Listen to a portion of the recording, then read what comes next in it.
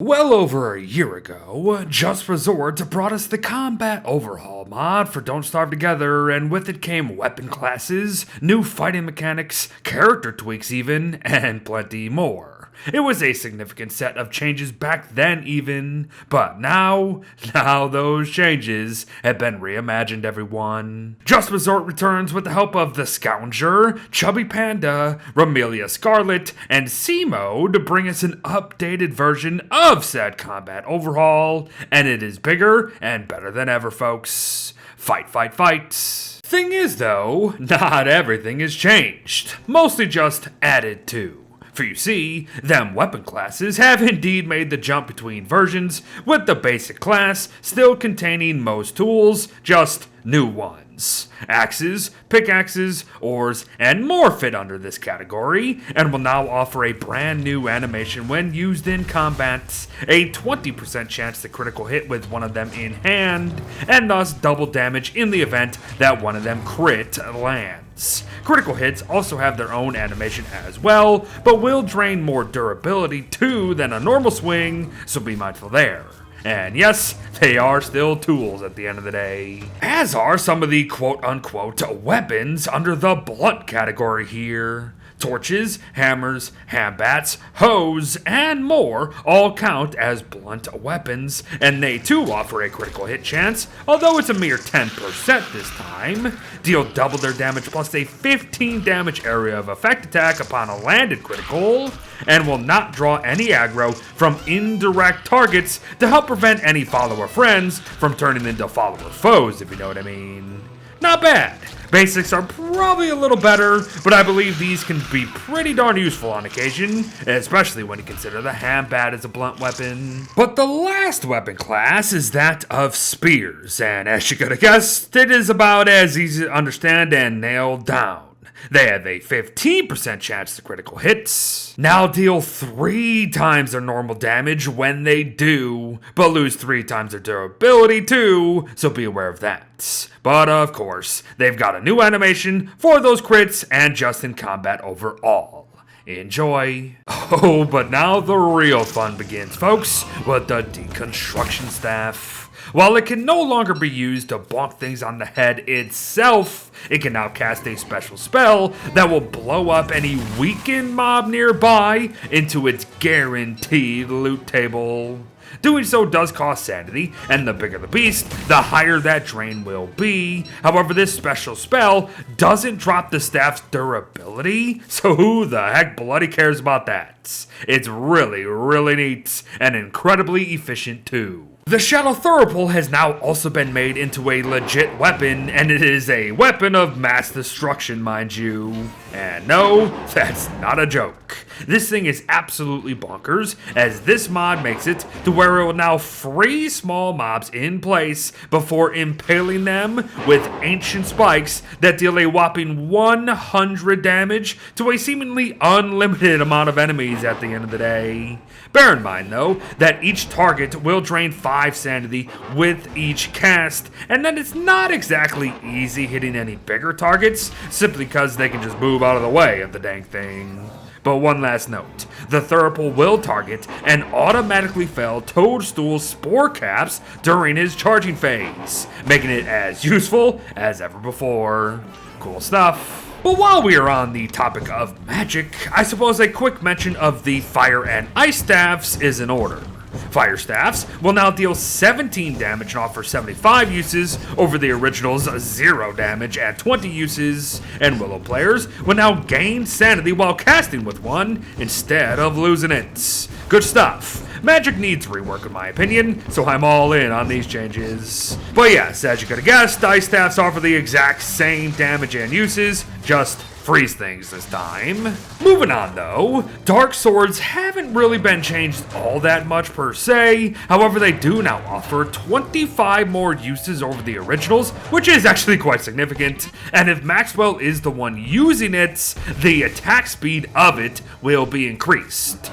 Now, I can't really say I truly noticed that, but hey, it's the thought that counts. Glass cutters, on the other hand, have gotten plenty to brag about, as they can now be used in an alternative attack mode based on your proximity to the target that has you, the player, lunging and slamming into whatever you are fighting for double damage and an area of effect thing to boot. It can still be used normally too if you like, but get far enough away and this slam will come into play. But what about straight up new weapons, Beard? Does the mod offer any? Oh sure, but it also brings back some oldies too, like the spear gun for Don't Starve Shipwrecked, so I guess technically they're kinda straight up new. But loaded with a normal spear for 102 range damage, or put a battle spear in it to up that to 127.5 damage per shot, which ain't too bad. It's really good, but remember now, you will need to retrieve your ammo eventually. The Cutler Supreme is also washed up on the shores of Don't Starve Together, although it is nowhere close to the Cutler Supreme of old, unfortunately. It deals 40 damage instead of its original 68. It has 100 uses instead of 150, and it has a new animation that doesn't really befit a sword, if you know what I mean. But still, it provides a 10% speed boost when held, and cannot be knocked out of our hands, so that's a big plus. It's good, but it could be better. And before we get to the mob changes, just note that the Razor is now considered its very own weapon as well, and will deal 17 damage and offer 30 uses in that regard. The thing is though, if you use it to simply harvest resources, it then only has 19 uses total, which is kinda weird. But you do you. But hold up. Mob changes? What are those, Beard? Well, exactly that. Certain mobs and bosses have had their very own combat overhauls, like the Tree Guardian here. Tree Guardians will now lunge forward as they go for a swing, making our kiting pattern slower and much more dangerous, mind you. Especially when you factor in how they can occasionally slam the ground near them too. Spider Queens will also have a lunge forward mechanic in combat with this mod enabled, although it is way more aggressive than a Tree Guardians, as you can see. Terror Beaks will occasionally teleport right on flipping top of us before attacking like the sneaky buggers that they are.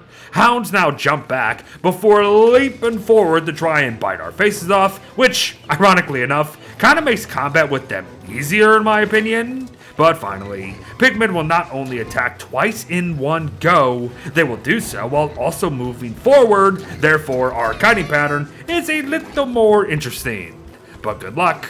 But just as mobs have gotten some love, so have a few of our survivors, folks. Willow can now quote-unquote attack shadows with Bernie to cause them to flee for a solid few seconds over and over and over again, just like how we see in her animation. Wigford now has a built-in battle cry that can activate 10% of the time while using spear weapons specifically, that will grant a 15% speed boost to herself and all those around her for a solid 15 seconds. And finally, Lucy can now be thrown, however the mechanic is really finicky, but the modders know this, so I'm guessing they're probably gonna fix it soon. But to wrap up our day are the experimental weapons. Weapons that were just added because they could be.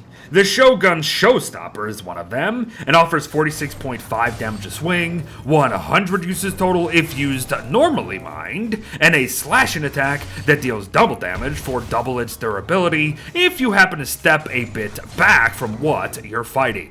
The flare gun is a thing too, costing actual flares this time, and will require Niter to fire flames at our enemies for 36 damage plus the resulting afterburn, as they call it. It's simple, but don't forget its alternative firing modes too, that literally turn it into a flare gun at the end of the day. And lastly, the Demolition Dirt Smasher returns from the original Overhaul mod, and yet I still have no bloody clue how it works. I mean, I get its alternative jumper mode that deals massive damage at the cost of health from us, but its normal gunpowder launcher mode just doesn't seem to work for me once again.